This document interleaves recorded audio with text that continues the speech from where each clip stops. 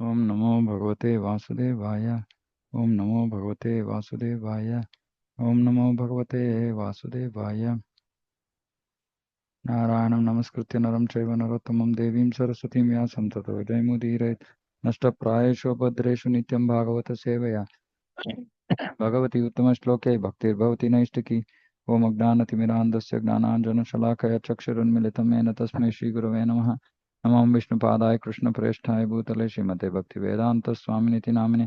नमस्ते सारस्वते देवे गौरवाणी प्रचारिणे निर्विशेषशून्यवादी पाश्चात्यदेशतारिणे। जय श्री कृष्ण चैतन्य प्रभु नित्यानंद श्री अद्वैत गदाधर शिवासादि गौरभक्तवृंद। Hare Krishna Krishna Krishna Hare Hare, Hare Rama Rama Rama Hare Hare. Shrimad Bhagavatam canto 6 chapter 16 verse 55। येन प्रसुप्त पुरुषः स्वापं वेदात्मनस्तदा शुकं च निर्गुणं ब्रह्मा तमात्मानम् अवेहि माम्।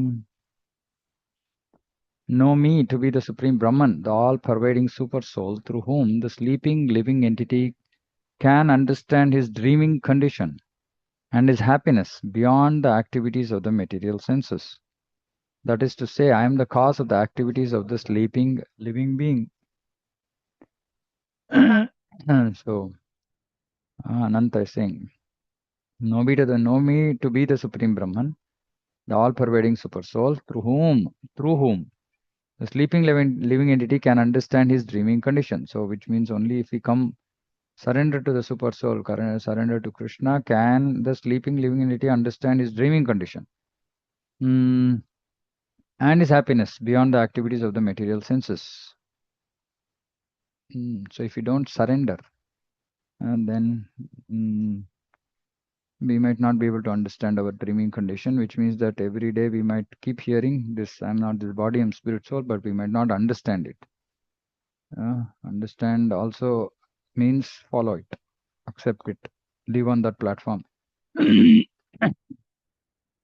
Because if we understand something, then we will do it. When a living entity becomes free from false ego, he understands his superior position as a spirit soul, part and parcel of the pleasure potency of the Lord. Thus, due to Brahman, even while sleeping, the living entity can enjoy. The Lord says that Brahman, Paramatma, and that Bhagavan are I myself. This is noted by Srila Jiva Goswami in Krama Sandarbha.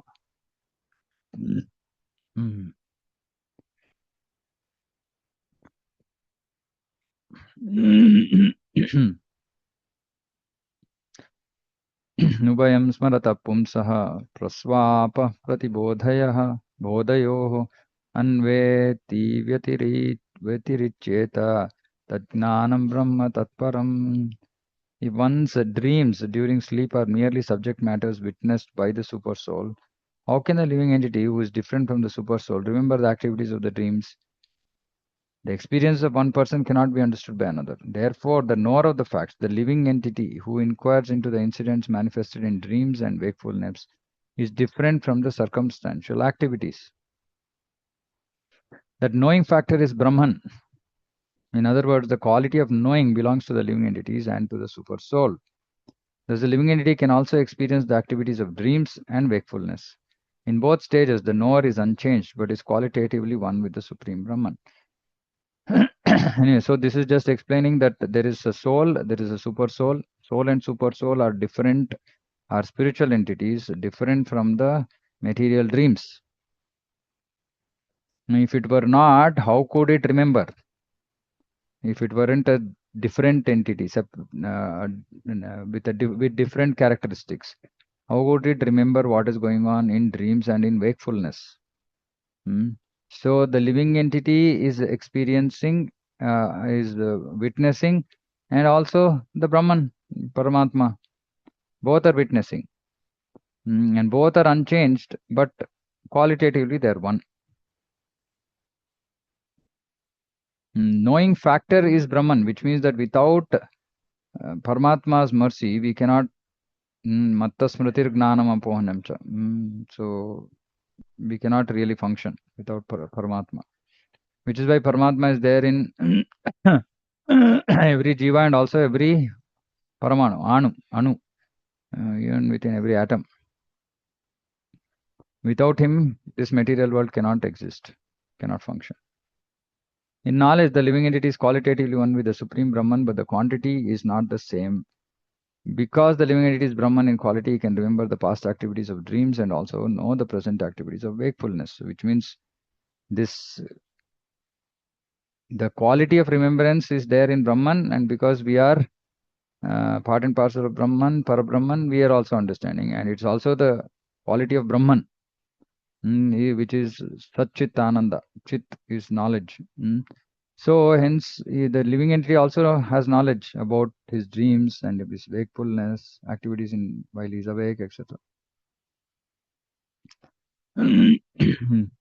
यदेतद् विस्मृतं पुंसो मद्भावं भिन्नम् आत्मनः ततः संसारये तस्य देहादेहो मृतिर्मृतिः. A living entity thinking himself different from me forgets his spiritual identity of qualitative oneness with me in eternity, knowledge and bliss. His material conditioned life begins.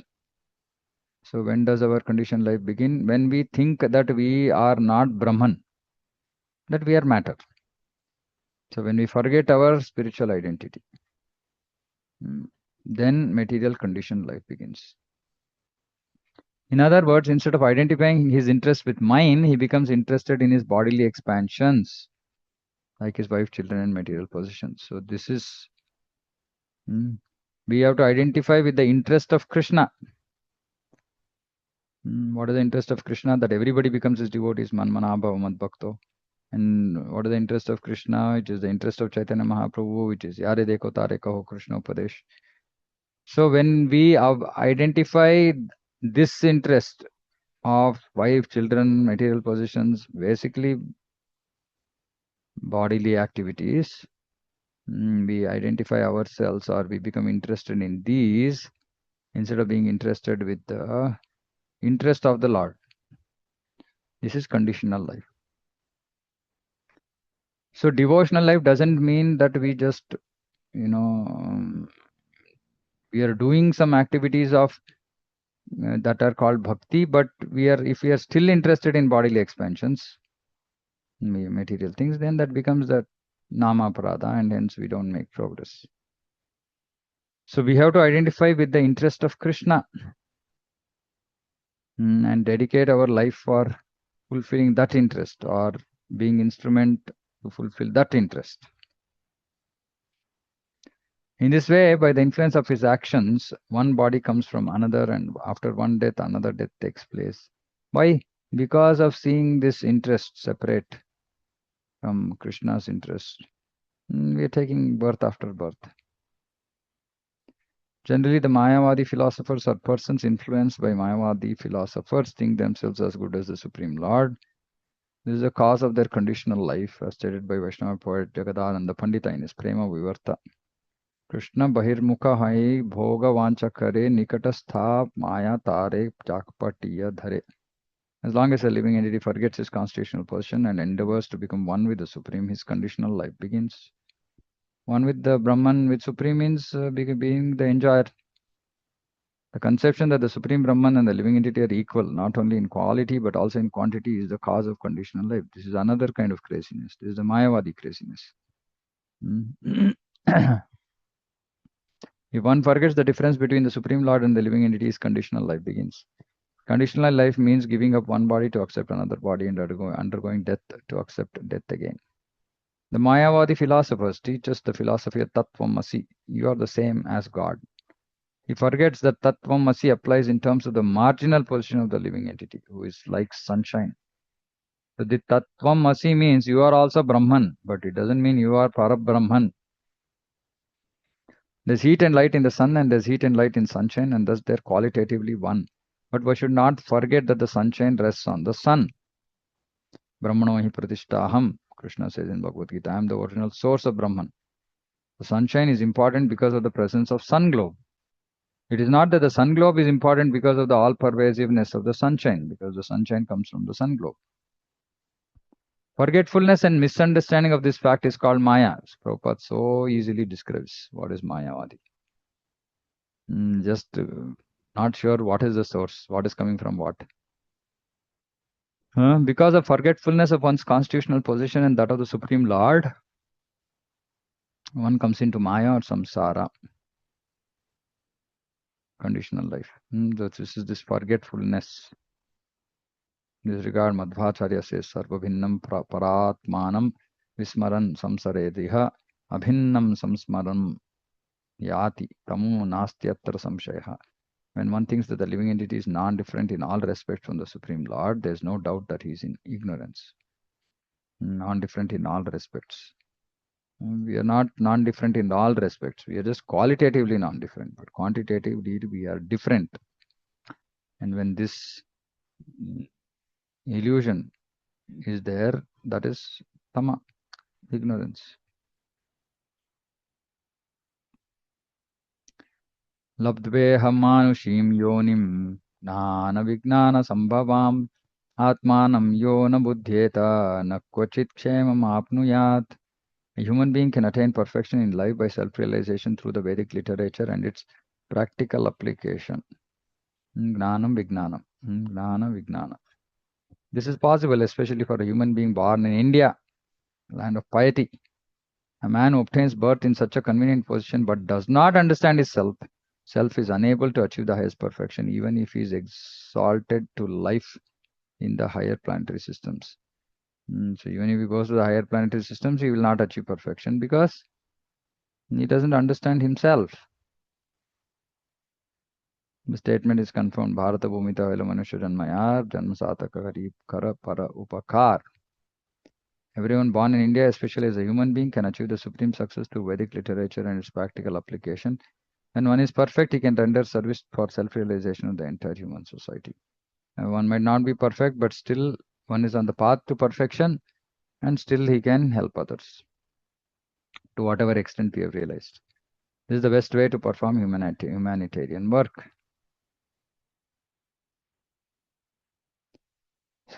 Smritvehaayam pariklesham tatah phala viparyayam abhayam chapyanihayam sankalpad viramet kavihi.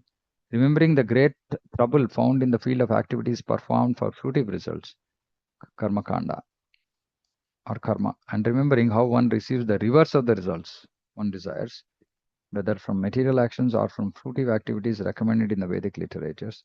So material actions means normal karma. And this is karma kanda, fruitive activities. An intelligent man should cease from the desire for fruitive actions, for by such endeavors one cannot achieve the ultimate goal. So Anantev here is saying that, see, you might desire something, but you will receive the result, opposite result, whether it is be normal material action or karma kanda. So an intelligent man should cease from the desire for fruitive actions, because by endeavoring for such things, you're not going to achieve the ultimate goal of life. On the other hand, if one acts without desires for fruitive results, in other words, if one engages in devotional activities, he can achieve the highest goal of life with freedom from miserable conditions. Considering this, one should cease from material desires. So what is the reason why one should cease from material desires? Because it's not, you want something, you're going to, you will end up getting something else. And you're not going to anyway achieve your ultimate goal of life. So cease from material desires.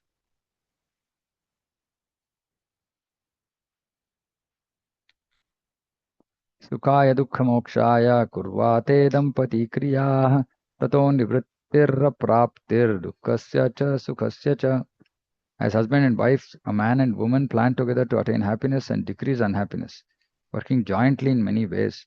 But because their activities are full of desires, those activities are never a source of happiness and they never diminish distress. On the contrary, they are a cause of great unhappiness. So if anybody is in any illusion about the result of material activities, this, and especially in Grihastha Dharma, Grihastha Ashrama, this verse just very nicely, succinctly summarizes.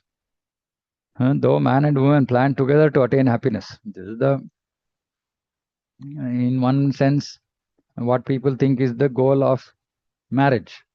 Is both husband and wife work together to attain happiness and decrease unhappiness. And so they work jointly in many ways.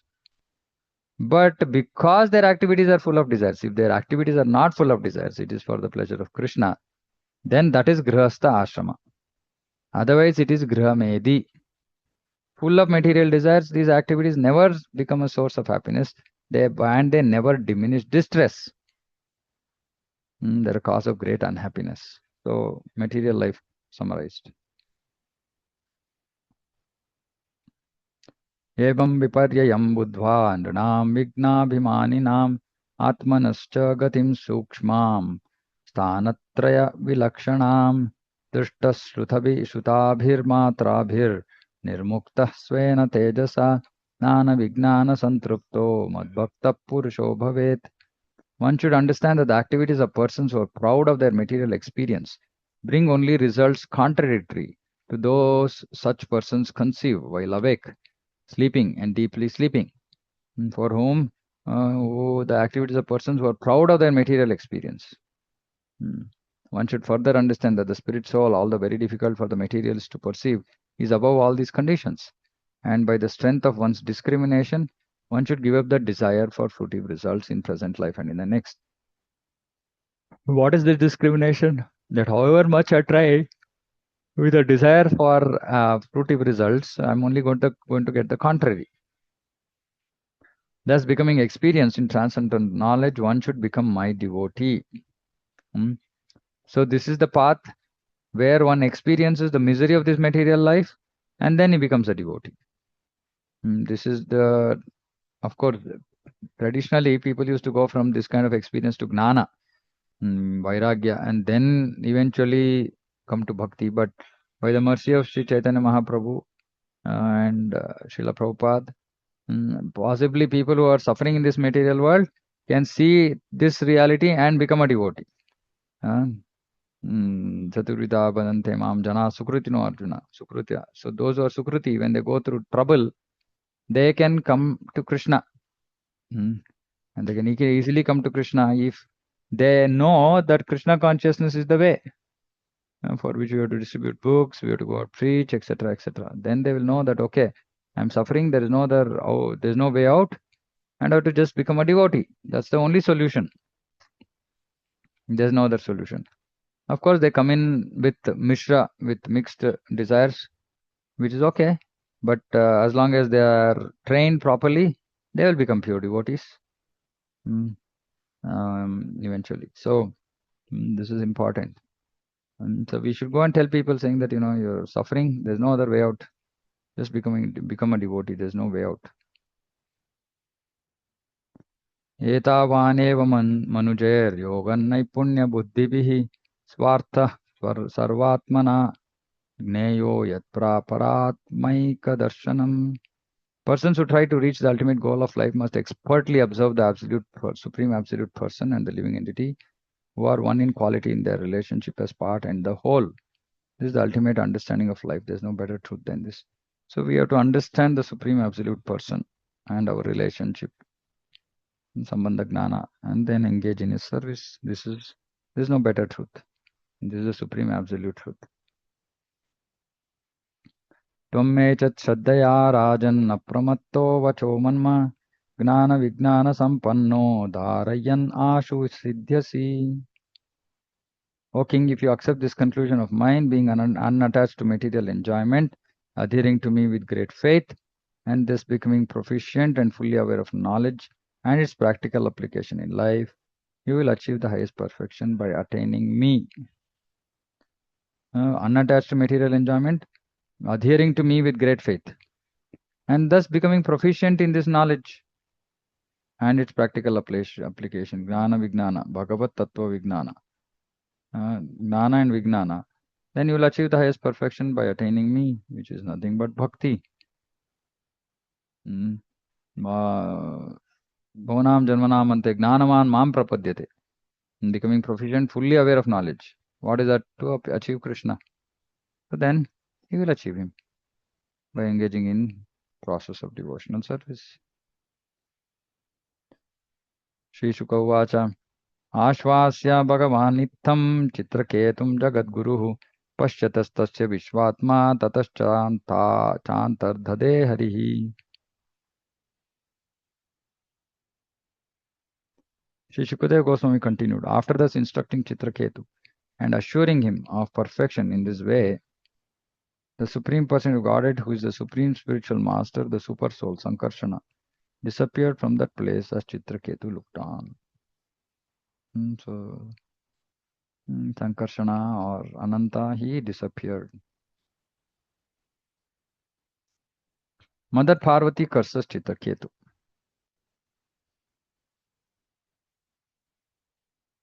Shishuko Uvacha. Yataschantarhitonnantas tasye kritvadishe namaha vidyadharaschitraketuschachara gagane charaha.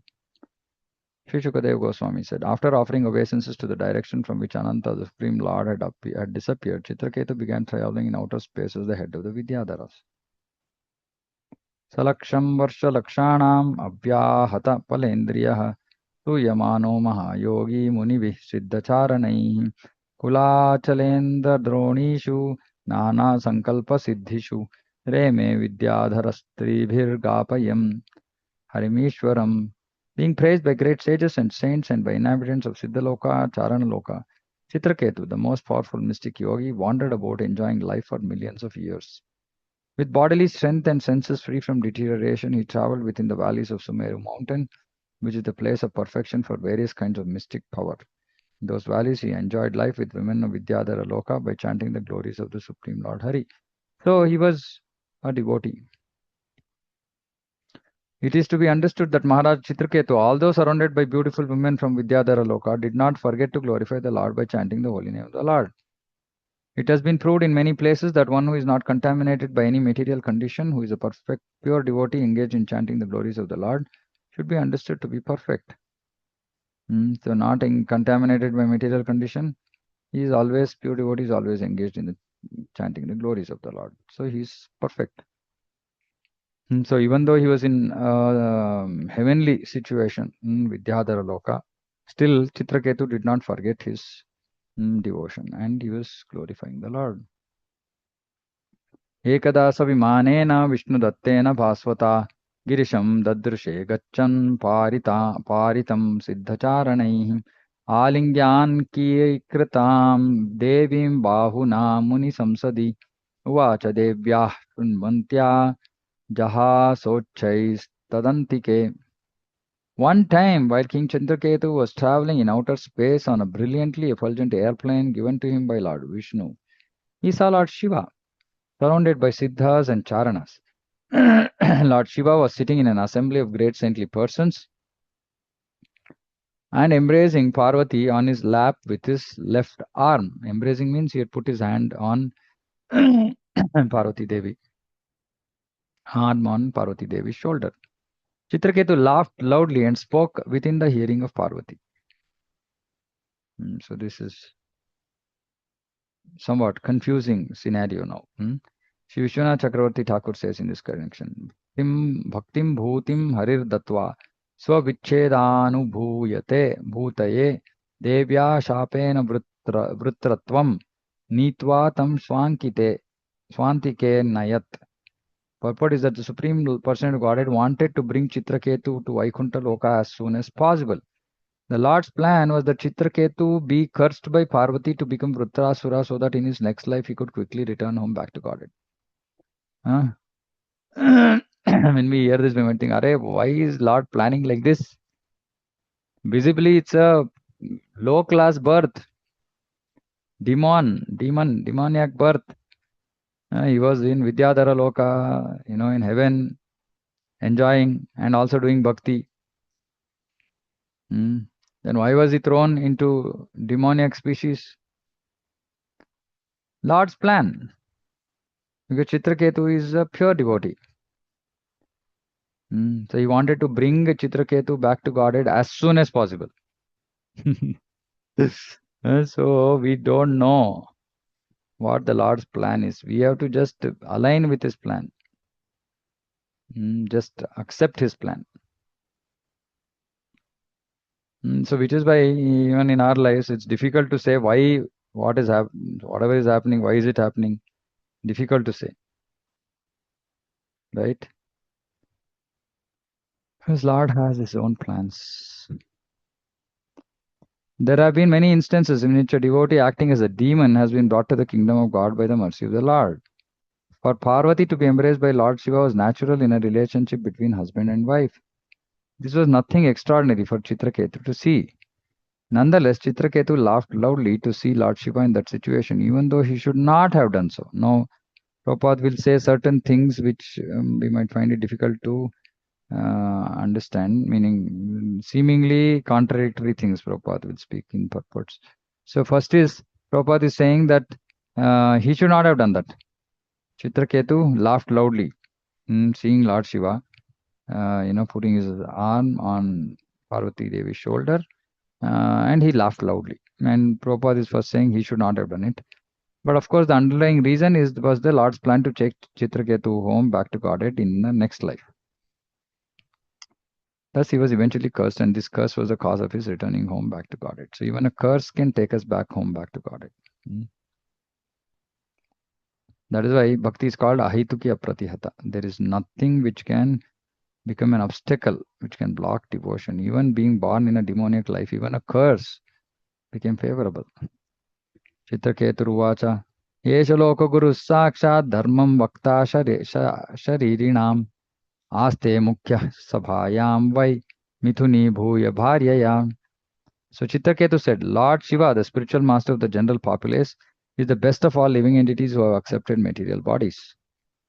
So he's accepted a material body means he's come in touch with mode of ignorance. He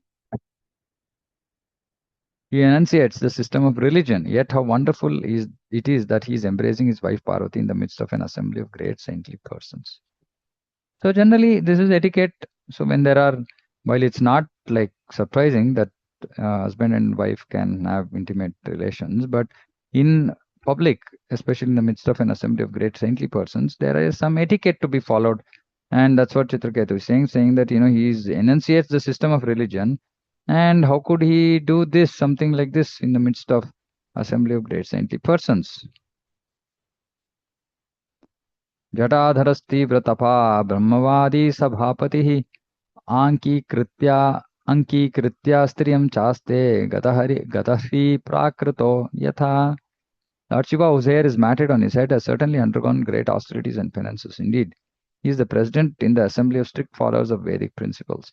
Nonetheless, he is seated with his wife on his lap in the midst of saintly persons and is embracing her as if he were a shameless, ordinary human being.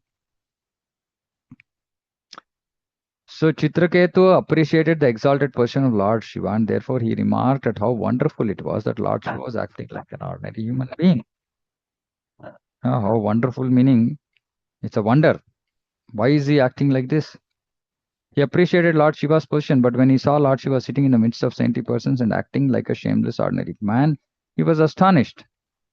Srila Vishwanath Chakravarti Thakur remarks that although Citraketu criticized Lord Shiva, he did not offend Lord Shiva like Daksha. So this is another thing. So there is a difference between criticism and offense. Daksha considered Lord Shiva insignificant, but Citraketu expressed his wonder at Lord Shiva's being situated in that way. And see, this is minimizing. But Citraketu is saying, how wonderful, how is it possible? So he's expressing wonder. He did not criticize. He did not say, hey, he's fallen. That's what Daksha did. But Citraketu is just expressing wonder. How is this possible? How is this possible? But of course, criticism should be avoided because criticism leads to offense eventually. But this was a very genuine situation for Citraketu because he was like, from a dharmic perspective, he was bewildered. He was wonderstruck. How can Shiva do something like this? Prayashah prakrtaschapi striyam rahasi bibhrati ayam mahavratadharo bibarti sadasi striyam. Ordinary conditioned persons generally embrace their wives and enjoy their company in solitary places. It is that Lord Mahadev, although great master of austerity, is embracing his wife openly in the midst of an assembly of great saints. The Mahavratadhara indicates a brahmachari who has never fallen down. Lord Shiva is counted among the best of yogis. Yet he embraced his wife in the midst of great saintly persons. Citraketu appreciated how great Lord Shiva was to be unaffected even in that situation. See, this is also another important point. Therefore, Citraketu was not an offender. He merely expressed his wonder. So he just expressed his wonder. How is it that he can do something like that? And even after having done that, he's unaffected even in that situation. He didn't get carried away. So he's expressing wonder.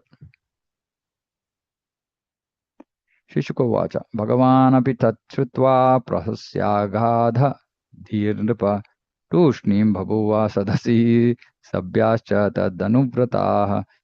So after hearing Chitraketu's statement, Lord Shiva, the most powerful personality, whose knowledge is fathomless, there's no end to this knowledge of Lord Shiva. So he knew exactly what Chitraketu was doing and saying. He simply smiled and remained silent. And all the members of the assembly followed the Lord by not saying anything. So very, very confusing. Lord smiled and remained silent. All the members of the assembly also followed the Lord by not saying anything. Now, one way of looking at it is like, okay, the members, they were following the superior in the congregation, who was Lord Shiva. So he kept quiet. Everybody else also kept quiet.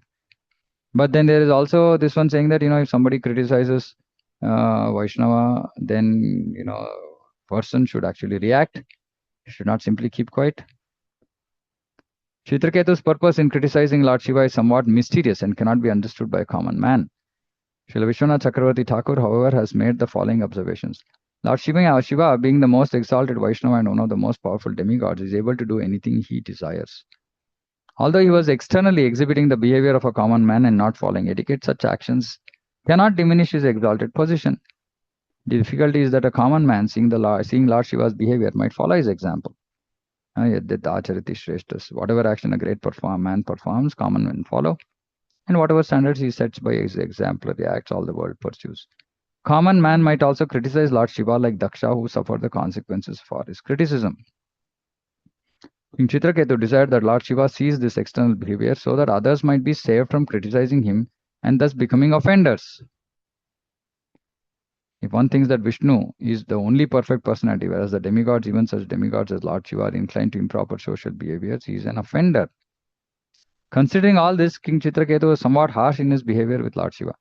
Now, he was harsh, but still he was not harsh. So many things, right? He was just expressing wonder. He didn't criticize, but still Prabhupada is saying he was harsh because he expressed it openly. So we can understand how complicated dharma is. Lord Shiva is always deep in knowledge, could understand Chitraketu's purpose, and therefore he was not at all angry. Rather, he simply smiled and remained silent. See, now various things to consider here, right? So one is, whatever was the intent of Chitraketu, Lord Shiva understood and he kept quiet. But still, the way Chitraketu expressed it was not correct from Chitraketu's perspective. When you look at it from Chitraketu's position, he should not have done what he did. So he should not have expressed that harsh behavior. He should not have openly spoken about his wonder. He could have felt wonder. He could have privately approached Lord Shiva and asked him. The members of the assembly surrounding Lord Shiva could also understand Chitraketu's purpose. Consequently, following the behavior of Lord Shiva, they did not protest. Instead, following their master, they remained silent. So they did this because they understood Chitraketu just like Lord Shiva also understood Chitraketu. If the members of the assembly thought that Chitraketu had blasphemed Lord Shiva, they would certainly have left at once, blocking their ears with their hands. This is one of the options available. Especially for somebody who, for a Brahmana, he cannot kill himself, so he has to just close his ears and leave the place. If a Kshatriya, he has to kill the person who has offended. If a Shudra, he should die. This is the injunction of Shastra. So these are all exalted personalities, so they would have certainly left at once, blocking their ears with their hands. But they figured that no, this is the reason why Chitraketu is doing, and so there's no offense there. So it just was expressing wonder, and so then that's fine, no problem. Ityatadvirya vidushi bruvane bhava shobhanam rushaha devi drushtaya nirjitatma bhimanine. Not knowing the prowess of Lord Shiva and Parvati, Citraketu strongly criticized them. His statements were not at all pleasing, and therefore the goddess Parvati, being very angry, spoke as follows to Citraketu, who thought himself better than Lord Shiva in controlling the senses. So now there is a slightly different perspective being given. Now, till now, we were just feeling that, okay, Citraketu was just expressed his wonder. He was not really criticizing. But here, there's one more angle coming, wherein saying that he thought himself better than Lord Shiva in controlling senses. That Citraketu was thinking, I would not have done this. I would not have done this in public. Why is he doing? So somewhat he felt himself superior to Lord Shiva. Although he never meant to insult Lord Shiva, he should not have criticized the Lord, even though the Lord was transgressing social customs. It is said, Tejiyasam na doshaya. One who is very powerful should be understood to be faultless. For example, one should not find faults with the sun, although it evaporates urine from the street. The most powerful cannot be criticized by an ordinary man or even by a great personality. Citraketu should have known that Lord Shiva, although sitting in that way, was not to be criticized. The difficulty was that Citraketu, having become a great devotee of Lord Vishnu Sankarshana, was somewhat proud at having achieved Lord Sankarshana's favor, and therefore thought that he could now criticize anyone, even Lord Shiva. So he somewhat became like thought he was, superior. He was better than Lord Shiva. That kind of pride is in a devotee is never tolerated. So this is what happens. If we are in this critical mood, we suddenly think that we are a pure devotee. And then we end up criticizing somebody, which becomes an offense, and we destroy our devotion. Vaishnava should always remain very humble and meek and offer respect to others. This is very important. Somehow, we should not think that we are superior to others. Then that's the recipe for fall down, for offense. At the same time, we cannot just keep quiet when something wrong is being done, but then you discuss this appropriate, you have to take the proper route, etc., etc. But we should not think I am qualified enough to correct that person.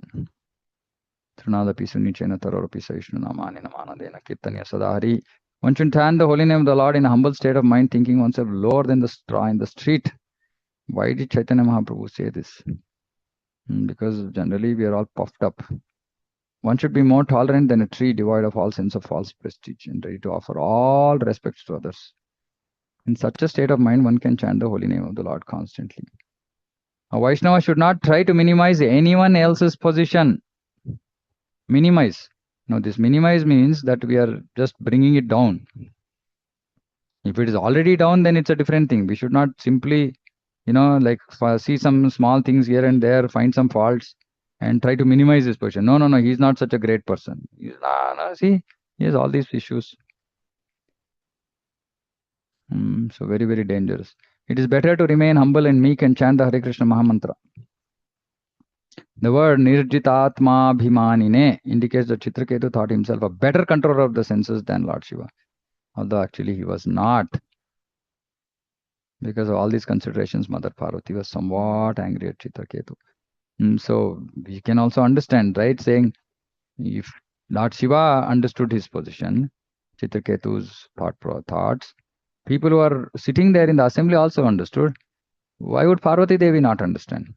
Parvati Devi also understood, but as universal mother, she's also thinking, oh, there's some pride in Citraketu. Maybe Lord Shiva doesn't see that pride also. But Parvati Devi is seeing that pride. Okay, I think we'll stop here. We'll discuss this tomorrow. Okay, any questions, comments?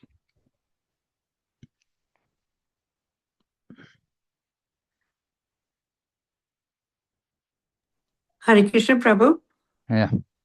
Prabhu, you had reading, you had mentioned that Chitraketu had become a pure devotee and he was in the planets. And then why, and then of course he felt the Lord makes him come down to the demon level so that he can go back to Godhead. Yeah. But when you're a pure devotee, isn't it a qualification to go back to Godhead? Yeah, pure devotee, but not ready to go back to Godhead. Or maybe the Lord knows that he's going to take 2-3 more lifetimes. The Lord is in a hurry. Which is why, see, these things are all extremely difficult to understand, right? So pure devotee, he doesn't have any material desires as such, but maybe, he's still not ready to go back. We don't know, right? I mean, if the Lord is decided saying that he has to come back quickly, then he has to come back quickly. So it's like, see, it's like Dhruva, he was giving 36,000 years of rule, but maybe he was not interested, right? So then the Lord will think, okay, let's take him back quickly. So at some point of time, maybe devotee has desired something, so he got something, and then now he doesn't want. So many, I mean, it could be so complicated, right? Somehow his situation was that he would take more time than what the Lord desired. That's all we should understand. What it is, why it is, that's not being described. So even a pure devotee, Prabhu, unless is absolutely No, to no, the not like level that. of transcendence. No, no, pure devotee is pure devotee. See, his previous situations might force him to remain here for some time. We don't know, right? Like, Karma. see, not karma, but his maybe some desire. See, it's like we think about Dhruva. Previously, Dhruva had a desire. Now, Lord fulfilled Yeah. that. Now, Yes, after Prabhu. that, Dhruva did not have that desire, but the Lord fulfilled that, and he wanted him to enjoy. Now, in the middle of this, so he had to remain for 30, enjoying this material world for whatever, being here for 36,000 years, right? So, like that, we don't know. It's not described here what the actual scenario is, why Lord wanted him back earlier, and how late it would have been if it were not for this curse, right? Now, those details are not mentioned, but see, these are things we have to understand that when Prabhupada is writing like this, so that means that there is some background which we are not aware of. What Yes, that Prabhu. background is good, something good if we can find out. But at least in Bhagavatam, it's not being described. Maybe then we have to see if previous acharyas are mentioning anything or if there are other Puranas talking about this. But clearly it says like, okay, that there was some scenario that he would have otherwise not possibly gone back so quickly as the Lord wanted. And But pure another. devotee is a pure devotee. I mean, we should not Okay. have any doubts about a pure Okay. devotee. Okay. And another thing, like I mean, many times this has cropped up in my head also. Like like when Lord Shiva is embracing Parvati, yes, like Prabhu could, and there's so many sages sitting who are not tracked. Could it be that that planet and those sages and they're not at a level as we are, where we think it's, but it's not No, inappropriate. no, It no, could no, be no, it could be appropriate there. I mean, no, it no, could be no, no. appropriate there, Prabhu. No, no, no, no. No, see, Vedic, that's why Prabhupada is saying here, no, saying that they were all Yeah, like yeah, followers yeah. of He Vedic said, principles. No, Vedic principles means wherever you are, it's the same. And just I want to also, clarify one thing. It is not the embracing the way we think of embracing, right? yeah, yeah, Actually, okay, yeah, yeah. yeah, he had just, she was sitting on his lap and he had put her arm on her shoulder, right? Now, this is absolutely inappropriate because any You're follower correct. of Vedic principle knows that there is no physical contact with the wife in public. Public. It is like a known fact. I mean, previously even husband and wife used to live in different rooms, right? So it's a very commonly known thing, unless it's a demoniac society. In Asuric society, it's not bad. It's common, and if yeah, it's considered common, right, or normal. So they also knew that yes, okay, and this was not appropriate, but Shiva is above all this. But still, oh, okay, okay, no, this might set a wrong example. That's the only thing that they were thinking, and so that is why even Lord Shiva didn't react. So everybody said, okay, yeah, yeah, this is fine. Somebody might see and misunderstand Shiva, so this should maybe it should not appropriate. But they kept quiet because Lord Shiva only kept quiet, right? So, but externally there was a reason, and internally there was another reason, which was maybe because Chitraketu little became proud. Yeah.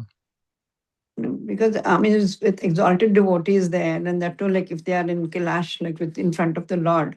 I mean, there is a question of probably like if like I mean, when I was, I thought maybe in that planet it's okay, but now when you're saying it's No, not no, okay, no, it's inappropriate.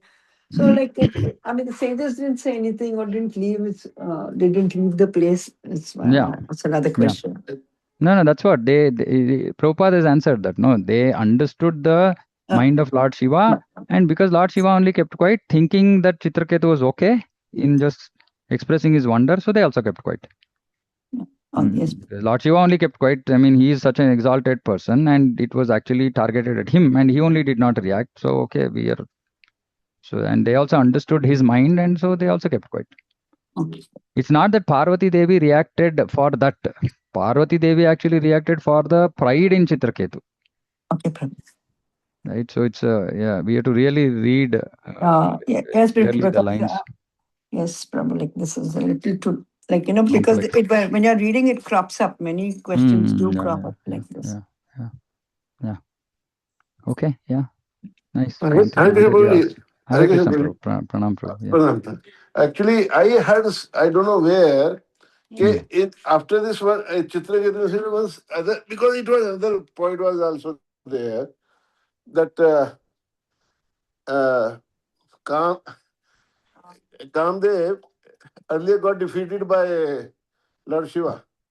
Mm-hmm. When this knowingly this pose was made, Kamdev then thinks, okay, now earlier he was in Samadhi, so I got defeated. But now he's with Mm-hmm. the wife and he's in this pose. Let me try again. So Kamdev also Okay. tries that in those poses. I don't know how is that No, authentic but or something. I heard that. yeah, okay. Because I mean, even if Kamdev did, there was no Kamdev failed again. I mean, even if he tried, because there was Yeah, nothing, he failed again nothing. also.